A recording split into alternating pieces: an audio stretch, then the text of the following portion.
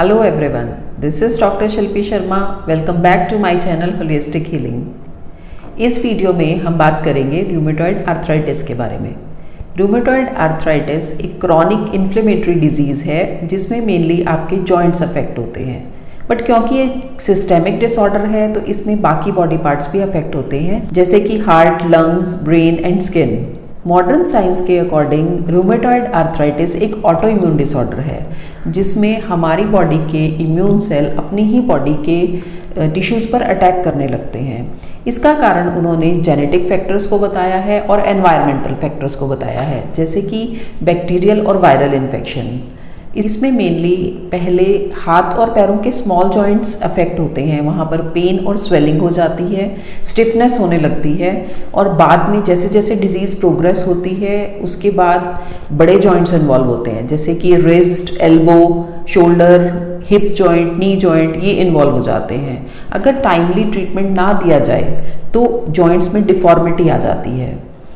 आयुर्वेद के according rheumatoid arthritis को आम वात कहा गया है। आम वात दो शब्दों से मिलकर बना है, आम और वात। आम का मतलब है टॉक्सिन्स और वात का मतलब है प्रकोपित वात दोष। तो जब भी बॉडी में वात दोष प्रकोपित होता है तो बॉडी से आम को लेकर बाकी ऑर्गन्स में उसे संचित कर देता है, यानी वहाँ पर डिजीज़ कॉज कर देता है। तो आइए सबसे पहले जानते हैं आम बनने का कारण क्या है। आयुर्वेद में आम बनने के 3 मेन कारण कहे गए हैं, जिसमें सबसे पहला कारण है विरुद्ध आहार, यानी कि इनकम्पैटिबल फूड्स। हम अपनी डे टू डे लाइफ में बहुत सारे ऐसे फूड्स लेते हैं जिनके कॉम्बिनेशंस आम उत्पन्न करते हैं।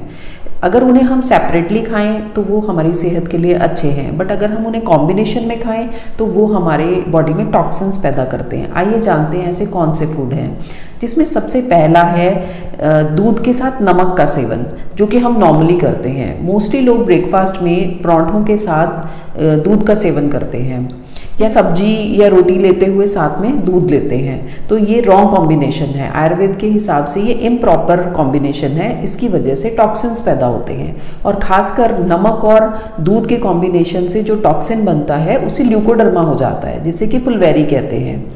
दूसरा जो हमारा मेन कॉम्बिनेशन है वो दूध और फल का प्रयोग करना, जैसे कि मोस्टली लोग मिल्क शेक पीते हैं, banana shake, mango shake, papaya shake. तो ये आयुर्वेद के हिसाब से रॉन्ग कॉम्बिनेशन है, इनको लेने से आम उत्पन्न होता है। इसके अलावा दूध के साथ अंडे का सेवन, मछली का सेवन या मीट का सेवन, ये भी इम्प्रॉपर कॉम्बिनेशन है, विरुद्ध आहार माने गए हैं, इनसे आम उत्पन्न होता है। दूध के साथ दही का प्रयोग या दही के साथ खट्टे फलों का प्रयोग, ये सभी रॉन्ग कॉम्बिनेशन है। इसके अलावा अगर हम किस समय पे भोजन ले रहे हैं ये भी बहुत इंपॉर्टेंट है, जैसे कि अगर हम दही का सेवन रात के समय कर रहे हैं तो वो अभिसंधि होती है, हमारे जो स्रोत हैं यानी हमारे चैनल्स को क्लॉग कर देती है, उसको बंद कर देती है। आयुर्वेद के अकॉर्डिंग सीज़न का भी महत्व है, जैसे कि आजकल फल और सब्जियां पूरा साल अवेलेबल रहते हैं, तो हमें सिर्फ सीजनल फ्रूट खाने हैं, लोकल फ्रूट और वेजिटेबल्स का यूज़ करना है, क्योंकि अगर हम दूसरे मौसम का फल खाएंगे या सब्जियां खाएंगे तो वो भी हमारे लिए विरुद्ध आहार का काम करेगी। इसके अलावा जिस देश में हम रहते हैं उस देश का भोजन हमारे लिए अनुकूल है, अगर हम किसी और देश का भोजन खाते हैं तो वो हमारे लिए प्रतिकूल होगा, विरुद्ध आहार में माना जाएगा। इसके अलावा मात्रा का भी बहुत महत्व है, जैसे कि अगर हम शहद और घी की इक्वल क्वांटिटी यूज़ करते हैं तो उसे मारक कहा जाता है, इंस्टेंट डेथ होती है उससे, ये बहुत से लोगों को नहीं पता। तो आप उसकी अनइक्वल क्वांटिटी यूज़ कर सकते हैं, जैसे कि आपने शहद की मात्रा ज़्यादा करके घी की कम कर दी, या घी की मात्रा ज़्यादा करके शहद की कम कर दी, आपने इक्वल क्वांटिटी में उन्हें यूज़ नहीं करना।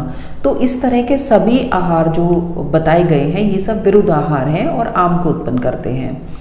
जो दूसरा कारण आयुर्वेद में बताया गया है आम उत्पन्न होने का वो है विरुद्ध चेष्टा, यानी कि इम्प्रॉपर लाइफस्टाइल।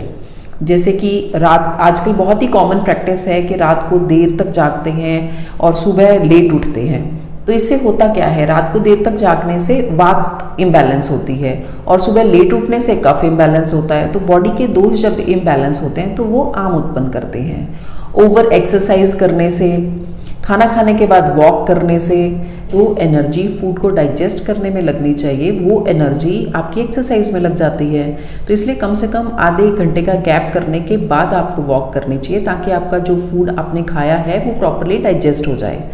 इसके अलावा दिन में सोने से, अधारणीय वेगों को धारण करने से, जैसे कि मलमूत्र के वेगों को रोकने से, इससे भी आपकी बॉडी में टॉक्सिन्स उत्पन्न होते हैं, आम उत्पन्न होता है।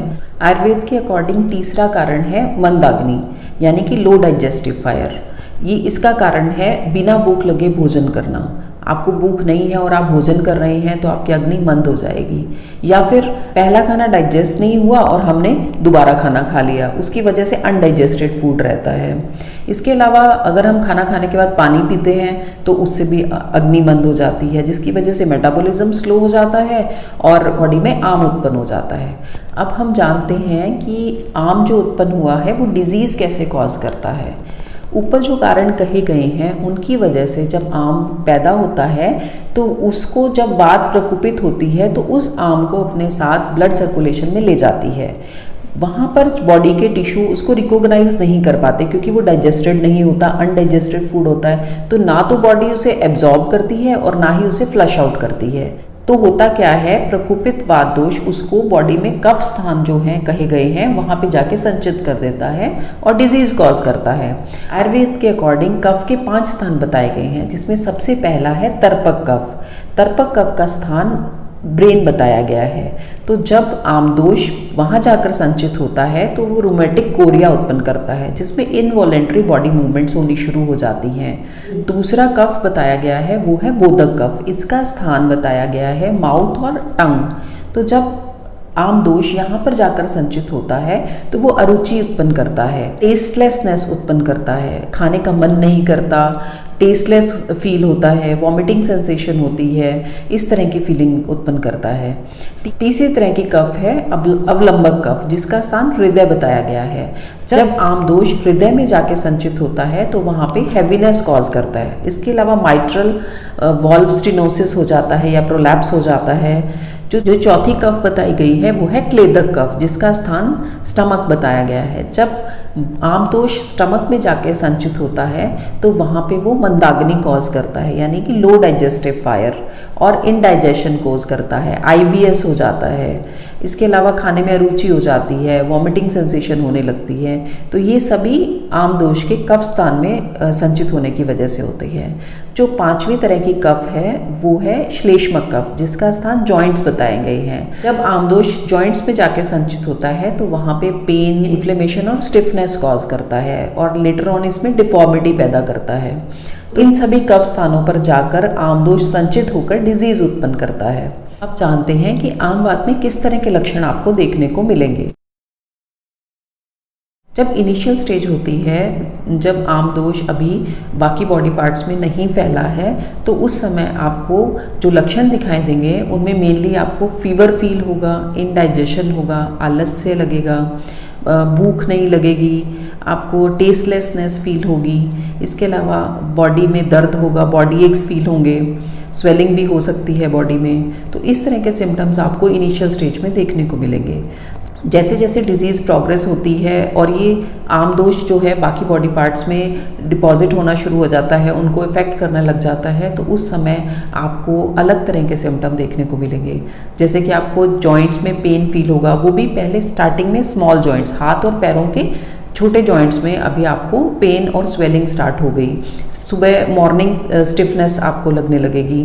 तो जैसे डिजीज़ प्रोग्रेस करेगी वैसे वैसे बड़े जॉइंट्स जैसे कि wrist, elbow, ankle joint, hip joint, shoulder joint, neck pain, lower back pain, इस तरह के पेन्स होने शुरू हो जाएंगे और स्टिफनेस होनी शुरू हो जाएगी।